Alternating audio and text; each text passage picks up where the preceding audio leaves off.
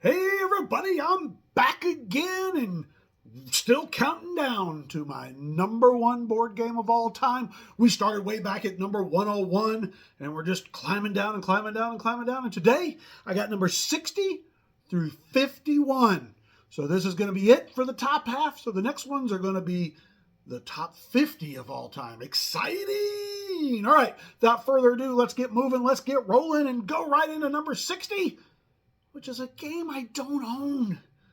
I can proxy it, and I've played it a few times, and I love this game. And now this starts my new trick-taking phase. I know I had 9 lives earlier, but boy, I tell you, this one right here is just so much fun, and it is called Schadenfreude. All right, it's I'm not sure that they don't show necessarily who was the designer of this game.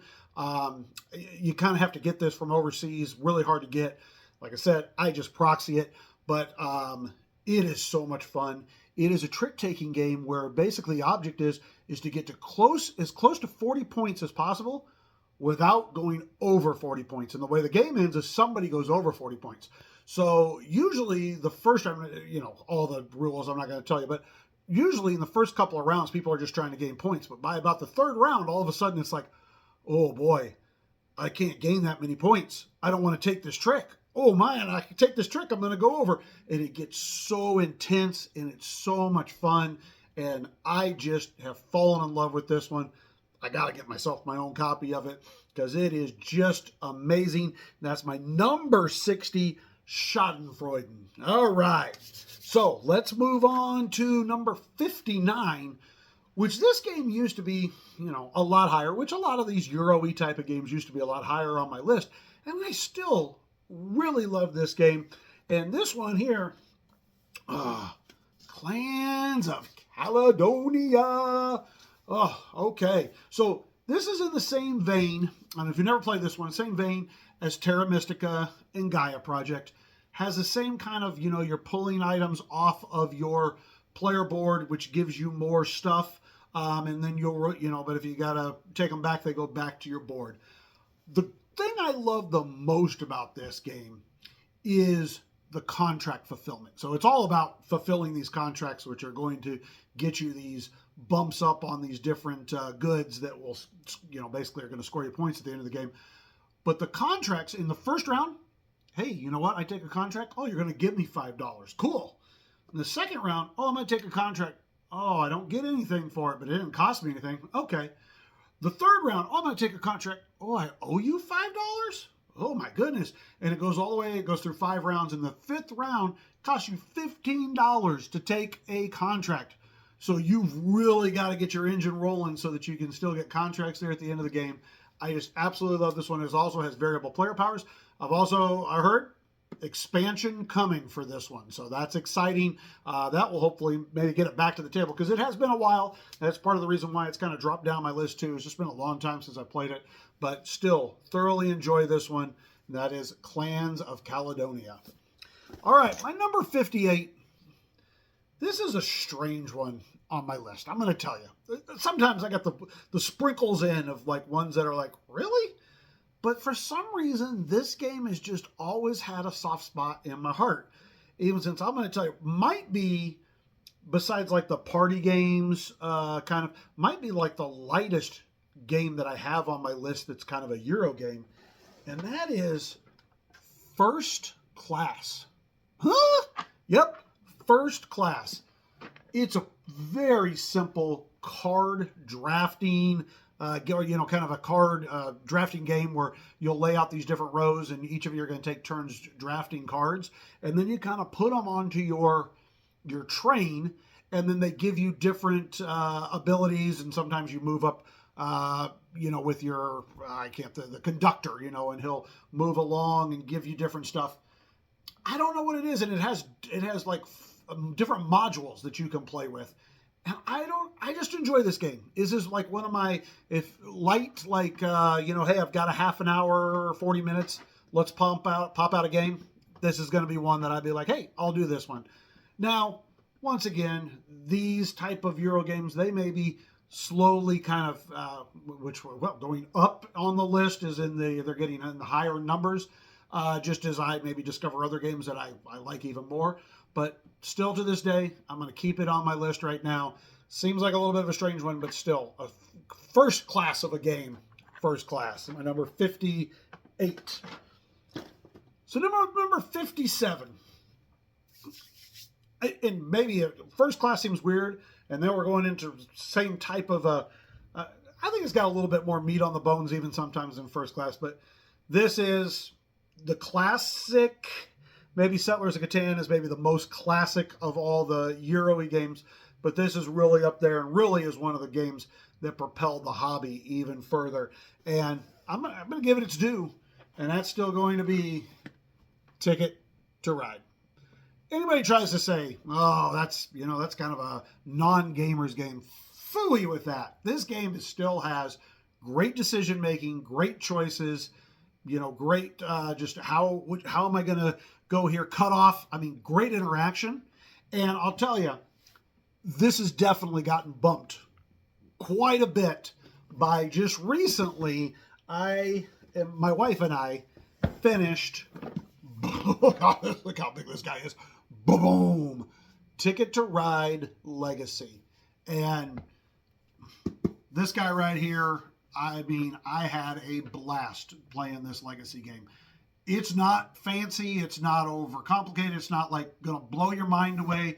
Most of the stuff in it is pretty darn simple, but it really gave me the good Ticket to Ride feels. It still was very tight. I love how they did it. My wife and I finished the 12 games of this thing in about, it feels like it was less than a month. I guarantee it was probably less than a month that we got this finished, and we loved it. Wish there was more of it. We haven't had a chance to play that you can play like you finish the map and you can kind of just play on your own accord now. We haven't played that, but we kind of plan on it. But such a great game. And so Ticket to Ride with that Ticket to Ride Legacy, that's going to throw that sucker up at number 57 for me. So number 56, kind of getting back into my really bread and butter nowadays, and that's going to be a good old Splotter. Honk, honk, Bus. All right, good old Bus. Boy, what can I say about this game?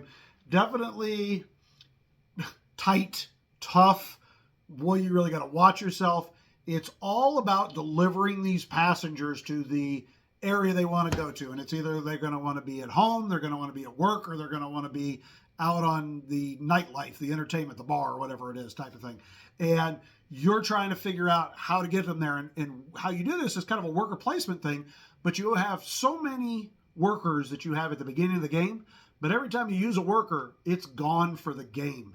And so if you get to a last round and only have maybe say 1 or 2 workers and everybody else has 4, 5, 6 workers, too bad for you. You only get to take 2 worker spots and that's it. And then tough on you and they get to do the others. So sometimes it's beneficial to hold on to workers and try to save them for late. But then again, sometimes you need to take action. So you got to do it. Great game, very tight, super enjoyable. One of my favorites, so obviously good old Splotter. This is the capstone redo here of it. The original Splotter board, it was crazy looking. Yeah. Well, hopefully maybe I got a picture here, over here, somewhere in here, of the original Splotter board. Woo, look at that thing. Looks crazy. So anyway, so there we go. My number 56, Bus. All right, my number 55, another amazing classic game. This is Mr. Reiner Knizia, and you just can't say enough about Reiner Knizia. Such a great guy. Such a great guy. I don't know the guy. He might be a jerk. I don't know. No, I'm kidding. I'm sure he's a great guy. Such a great designer.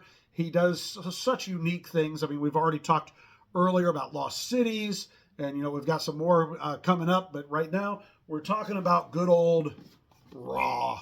All right, just one of the most classic, best auction games out there. It's so good. It's fairly easy to teach. I've been able to teach this game to a lot of people, and it's a fairly easy one to pick up on. Just plays so wonderful. I've got the old Rio Grande version, and I know there's a bunch of couple of new versions out that I think that are much nicer, have more chunkier bits and stuff like that. I'm good either way, but it is a nice one.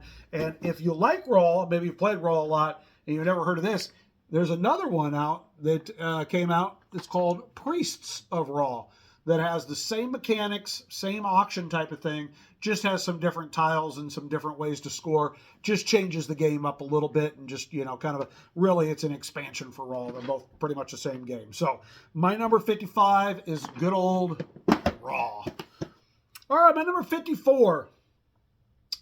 Got introduced to this game probably, I feel like it was about a year ago, and right away was like, ooh, this is cool. And I'll say this is kind of a kindred to Twilight Imperium in the fact that it's kind of a space game. It's got technologies, but it's a smaller base, and you can play two players. One of the things I like about this, where you can't play Twilight Imperium two player, you can, but it doesn't really work.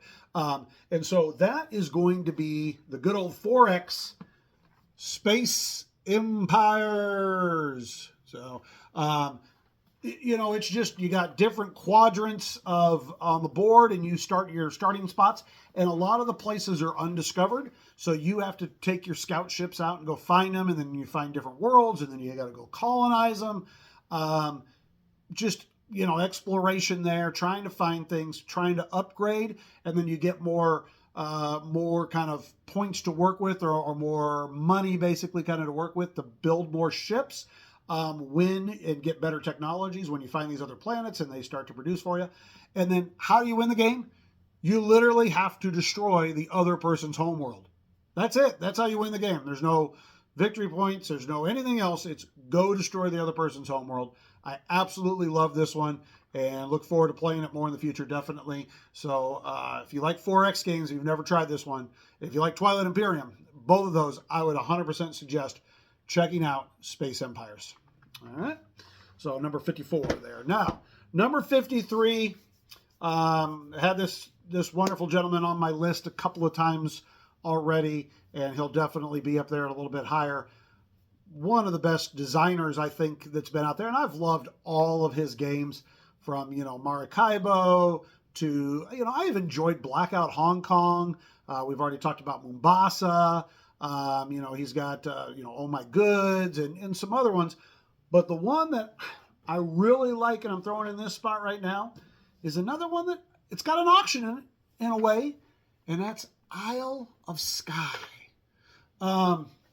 This is really unique in the fact that you'll have 3 tiles, okay? And you'll put your 3 tiles, and then you're going to put money in front of those tiles where it's going to show, or it's going to have so much money that then that other person has to pay you to get that tile, or you're going to have to end up paying for it yourself. And then you're just making a little landscape that's out on the board. You're trying to put things together, but each round there's going to be a different way that you're going to be able to score points.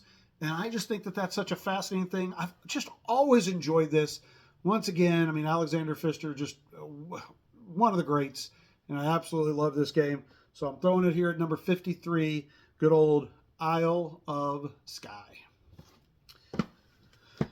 My 52 is, I'm probably going to say, my only Queen game on my list. I'm pretty sure that's a pretty accurate one there. And this game, even since might be the maddest I've ever been in a game, because I don't usually get very mad in games because I'm just having fun with my friends, but might be the maddest I've ever had in a game where somebody just literally said, oh, hey, if we do this, this will totally screw Clef. Let's all gang up against him and totally screw him. Which nowadays maybe I would be like, oh, okay, I like that even more. But back then I was like, But anyways, moving on. It's such a cool game, and it is Lancaster.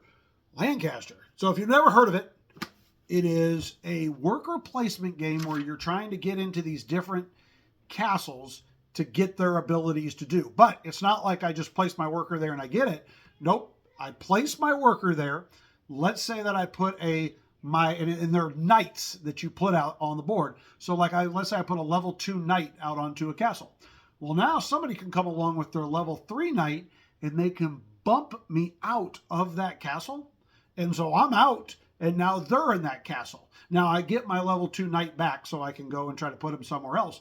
But then you also have like kind of I forget what they're called, servants, or like your little extra people that you can use to help bolster your number up. So then maybe I could come back with my 2 with a couple of squires. That's what I was trying to say, squires. So then I would use my 2 squires and basically make it a 4 for the moment, and then I would bump out that level 3 knight. So you can so there's all kind of bumping going on, and you're, like I said, you're trying to get in and do these abilities. And there's also a little bit of set collection with the little people that are in each castle.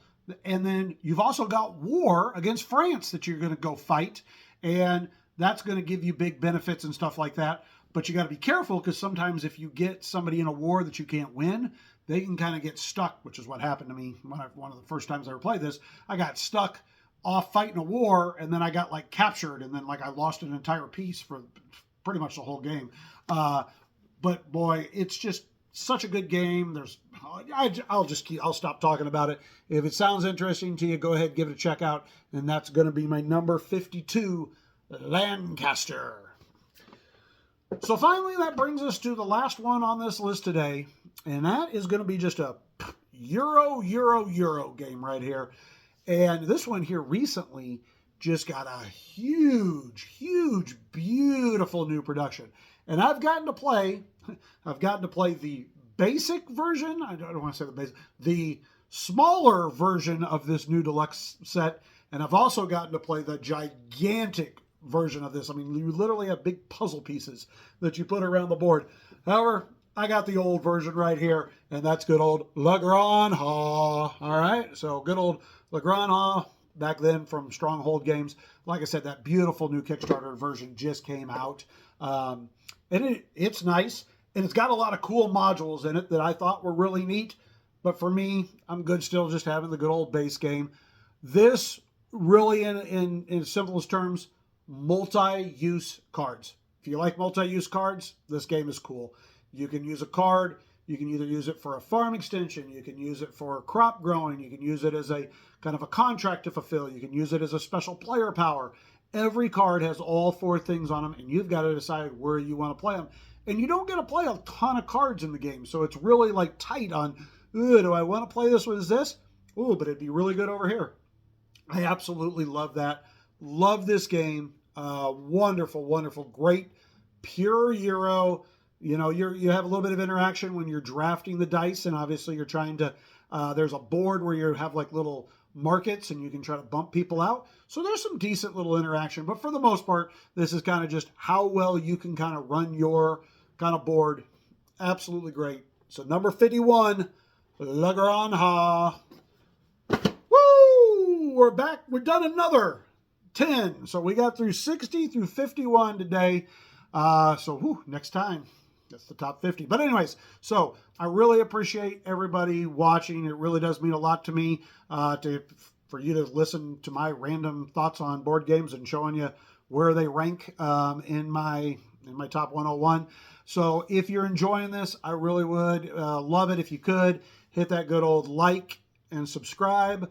It really helps out the channel. Obviously, if I said a couple of times, if you're not familiar with Punchboard Paradise, go ahead, give us a listen, check us out.